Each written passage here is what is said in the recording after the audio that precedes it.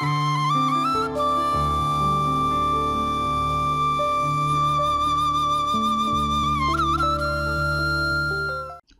TV பார்வையாளர்கள் அனைவருக்கும் வணக்கம்.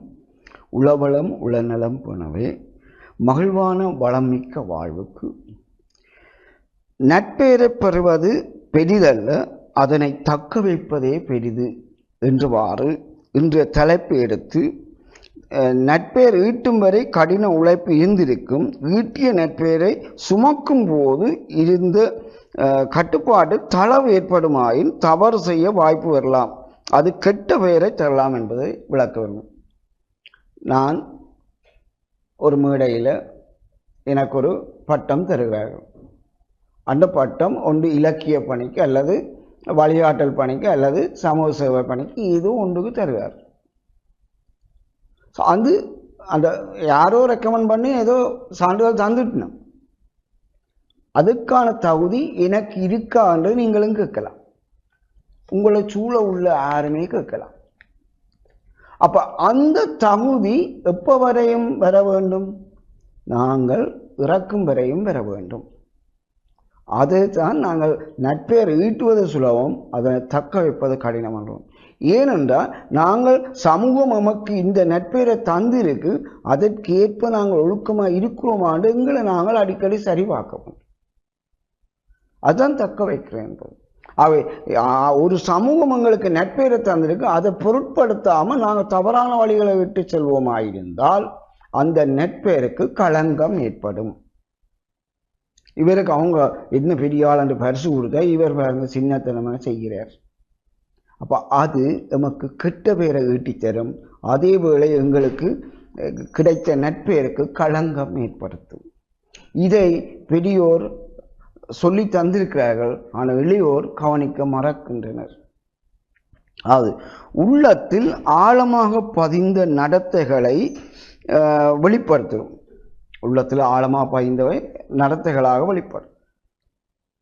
அப்ப நாங்கள் நட்பெயர் ஈட்டினால் அல்ல நன்மதிப்பை பெற்றால் அந்த நன்மதிப்பின்படி எங்களுடைய இயல்பான நடத்தைகள் இயல்பு வாழ்க்கையில் இருக்க வேண்டும்.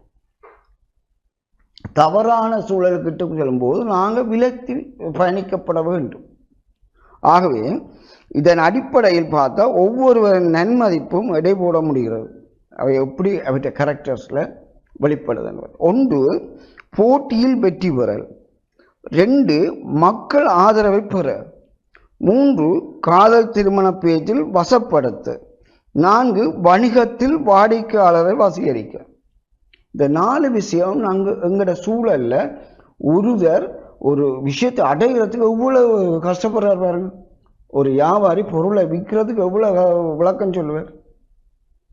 ஒரு ஆணையோ ஒரு பெண்ணையோ வசப்படுத்துறதுக்கு எத்தனை கதை சொல்லுவார், நான் அப்படி செய்வேன் இப்படி செய்வேன் பாருங்க. அதே போல போட்டியில வெற்றி பெறுவோம்னா நாங்கள் எவ்வளவு ஒழுக்கமா டிசிப்ளினா இருந்தோம், சர்டிஃபிகேட் பெறும் வரையும் பட்டம் பெறும் வரையும் முயற்சி பண்றோம்.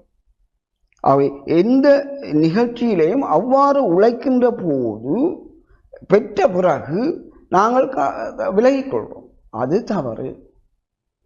அவ்வாறு முயற்சி செய்த போது நட்பெயர் ஈட்டவும் நன்மதிப்பை பெறவும் இருக்கின்ற அக்கறை அதனை பேணுவதில் இருக்க வேண்டும். அது எப்போ வரும் என்று சொன்னால், ஒன்று, நல்லறிஞர் என்ற பெயர் ஈட்டியபின் அதற்கு தகுந்தாற்போல பணி செய்ய வேண்டும். 2வது, வாழ்ந்து காட்ட வேணும். அதே பணியில் வாழ்ந்து நல்லொழுக்கம் உள்ள மாற்றாருக்கு முன்மாதிரியாக வாழும் ஒருவரே நன்மதிப்புள்ள ஒருவராக இருப்பார். மாற்றாருக்கு நீங்கள் வழிகாட்டலாக இருக்கணும். உமது வாழ்க்கை உமது செயற்பாடு மாற்றாருக்கு வழிகாட்டலாக இருப்பாங்க. நீங்கள் நன்மதிப்புள்ள ஒரு மனிதராக இருக்கிறீர், நட்பெயர் உள்ள மனிதராக இருக்கின்றீர். அவை பெற்ற நட்பெயருக்கும் நன்மதிப்புக்கும் உரிய ஒருவர் என்பதை வாழ்ந்து காட்டுவதன் மூலம் நிரூபிக்க முடியும். ஒன்றை சொல்லி முடிக்கிறேன். சுண்டி விட்ட உடனே கெட்ட பெயர் வேண்டலாம் என்று உங்களோட ஊரில் சொல்லுவார்கள். நல்ல பெயர் வேண்டுவதாக இருந்தால் கோடி தவம் செய்ய வேணும் உங்களோட ஊரில் சொல்வார்.